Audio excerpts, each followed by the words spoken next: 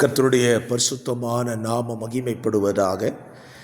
ஆசீர்வாதமான ஒரு நல்ல கால வேளையிலேயும் அனுதினம் அண்ணா என்கிற வேத தியானத்தினால் உங்களை சந்திப்பதில் மிகுந்த சந்தோஷம். கிருபையாய் கர்த்தர் கொடுத்த நல்ல நாளுக்காக கர்த்தரை துதிப்போம்.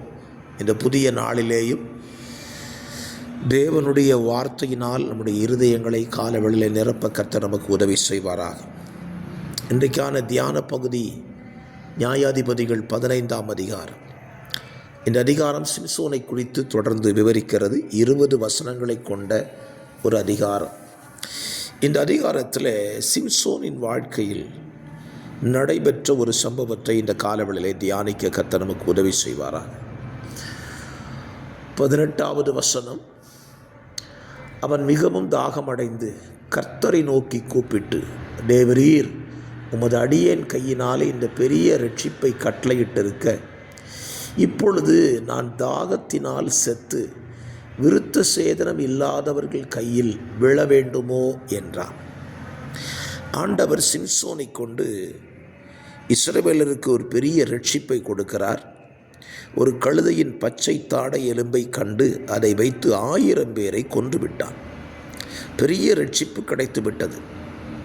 ஆனால் சிம்சோனுடைய நிலைமையை பாருங்க. 1000 பேரை கொன்ற சிம்சோன் மரண தருவாயில் இருக்கிறான். காரணம், அவன் சொல்லுகிறான், தாகமடைந்து அவனுக்கு தண்ணீர் தாகம் அதிகரித்து விட்டது. அதனால சொல்கிறான், 1000 பேரை கொன்னது பெருசு கிடையாது, நான் இப்போ சாகிற கண்டிஷனில் இருக்கிறேன். ஸோ எனக்கு தேவை இப்பொழுது தண்ணீர் வேண்டும் என்று கேட்கிறேன். அவர் சொல்லுகிற வார்த்தை, தாகத்தினால் செத்துடக்கூடாது.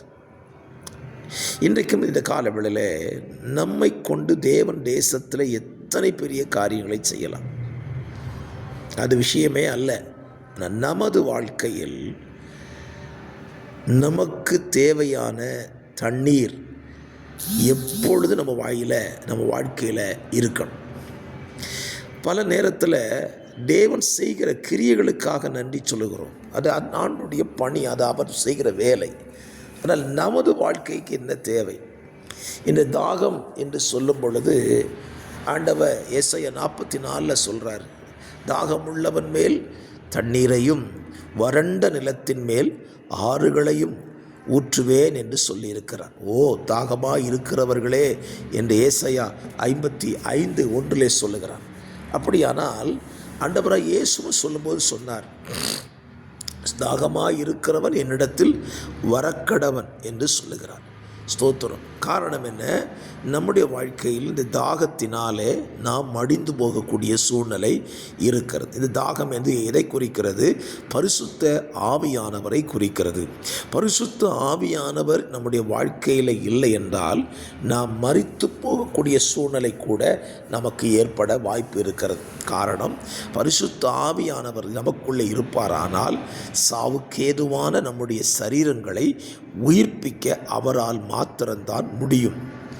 ஆகவே இந்த காலவேளையில் கர்த்தர் உங்களை கொண்டு செய்கிற கிரியைகளுக்காக நீங்கள் சந்தோஷப்படுவதை பார்க்கிலும், ஆண்டவரே என் வாழ்க்கையிலே நான் தாகத்தினால் மடிந்து விடக்கூடாது, தண்ணீர் இல்லாமல் நான் மடிந்து விடக்கூடாது, என் வாழ்க்கையில் பரிசுத்த ஆவியானுடைய அந்த அபிஷேகம், அந்த தண்ணீர் எனக்குள் இருக்க வேண்டும் என்று சொல்லி நீங்கள் ஆண்டவரிடத்தில் அதை கேளுங்கள்.